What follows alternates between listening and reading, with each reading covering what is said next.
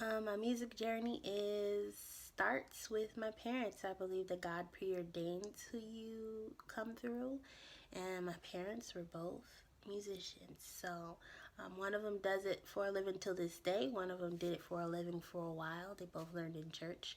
One of them is formally trained, classically trained, knows a lot of music theory and things like that. Went to a performing arts school, but the other one just plays by ear, and which there is no higher than the other in my opinion. I believe they're both very much so needed. So we kind of got the best of both worlds here. So yeah, it's in the bloodline. So that is definitely where it started. And as time grew, I didn't really get started. I did a few solos here and there throughout elementary school, at church, or at school. But I didn't get into the harmonies and things like that and putting together stuff until it started in 6th grade when I had a little group. It was a little trio, me, Samia, and Christina, and we were at Kelly Miller and we sang. Okay, and we would sing Boys to Men. We would sing Shy. If I ever fall in love again. So that was kind of my start. I thought I was Michael Bivins. Okay. And but it ended up in 7th grade. There was a woman named Miss Taylor. I did not ever have a formal music class in 7th grade, but there was a music teacher, and her name was Miss Taylor, and we just bonded. And it was the same in 8th grade. I did not have a formal music class. However, I did have a music teacher named Miss Austin, and she would let me play for her, and she would kind of just help me out and things like that. But all throughout this time, I had started to pick up the pen. I had started to peck on the keys because I wanted to give my mom things, and I couldn't really give her anything with money, so I would write her songs, Mother's Day or anything like that. Her and my stepdad. So then we're in high school. 9th grade, I was at Central. Didn't do anything musically there. I was at church and I was singing in praise and worship. But then I moved and I went to California, and I was at Summit for about a year, half of my 9th grade year, almost half of my 10th grade year. And during that time, I learned a lot from my choir ensemble class, and just a whole lot of theory, a whole lot about diction, a whole lot about dynamic, a whole lot about sheet music, and just a real love for music and an appreciation for teachers, because during that time I was going through something, and my music instructor, though to everybody else seemed like an asshole, in my opinion, every music director needs to be 80% asshole, because y'all be trying to play us, and it's just pulling the best out of you. But he was very attentive.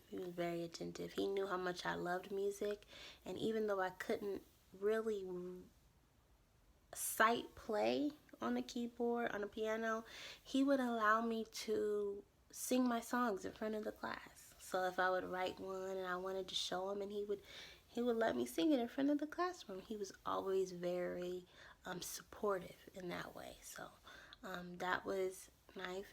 Coming into 10th, because of that class, I was more sure of my gift and who I was. And so 10th grade, it just became my outlet. But in high school, I was in choir ensemble, I was in women's ensemble, I was in chambers, I was in barbershop quartet. I coached during my high school years. I critiqued during my high school years. I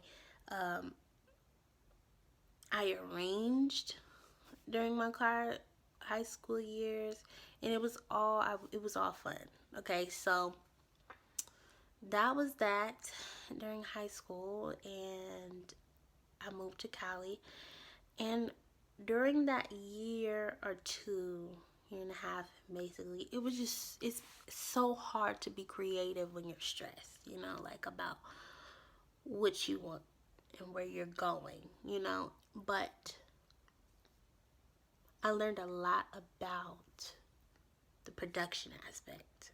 So, a lot about what I'm still learning about, which is the recording and the mixing and stuff like that. So, I'm back in the swing of things, and like this year I've just been more focused on rebranding and, you know, becoming, you know, a brand and being successful as an independent artist. So with all that being said, that's just been my music journey since I was a little girl. So all that to say, I would not trade my gift for the world. It's hard being, and this is my encouragement to you if you are creative. Of course, you're going to look weird because you're like no one else. What I urge you to do is not to look for validation in your gift from a person, but from the one that gave it to you. Okay? So, and what does he say about our craft? He says to keep studying. Always.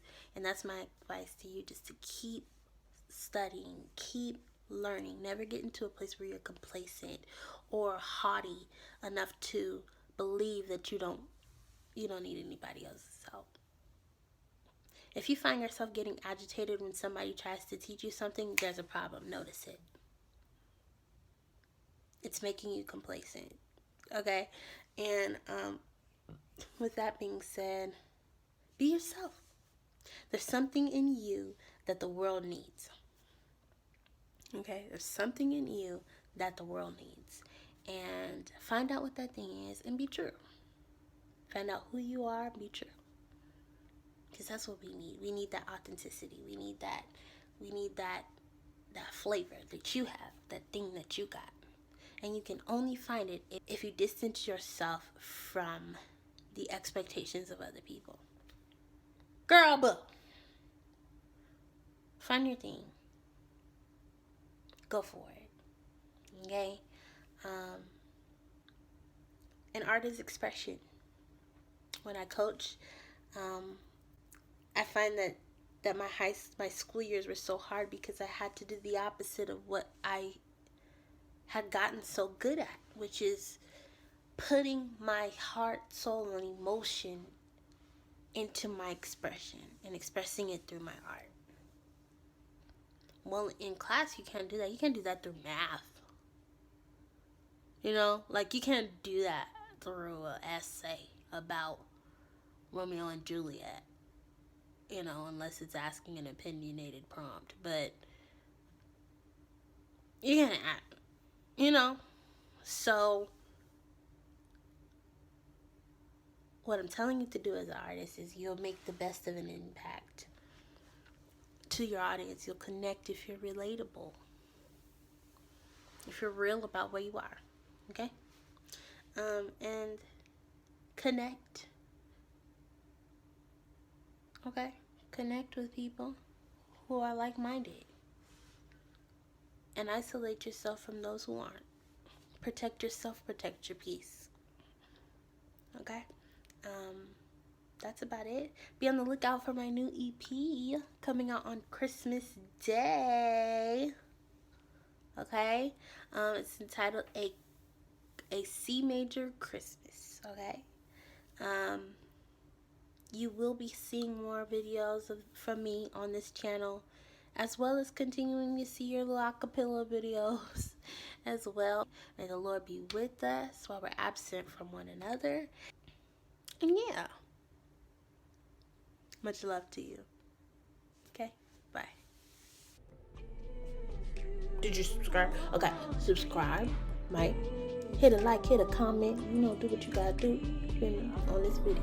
But then look in the link in the description box, and you have a link to a link tree that has links to whatever else you want to purchase from me, you want to stream from me, you want to view from me, okay?